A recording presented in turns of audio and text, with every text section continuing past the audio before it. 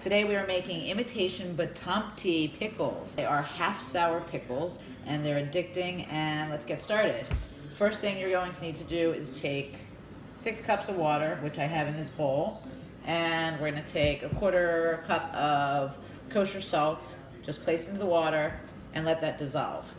While you're waiting for that to dissolve, you want to take 2 large cucumbers, wash them off well, and slice them into wedges. I do slices like that. A lot of people will just put them in whole. Do whatever floats your boat. You're gonna need 3 bay leaves, 1/2 teaspoon of ground mustard, a 1/2 teaspoon of ground coriander, and a 1/2 teaspoon of pepper, and 6 cloves of minced garlic. I'm going to add our cloves in with the pickles. Then we're going to add our 3 bay leaves. 1, 2, and 3. And we're going to add our 1/2 teaspoon of ground mustard and our 1/2 teaspoon of coriander.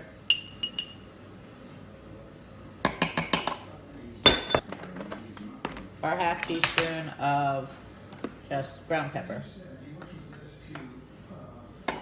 Now we're going to take our dissolved salt water and pour it right on top of the pickles and the spices.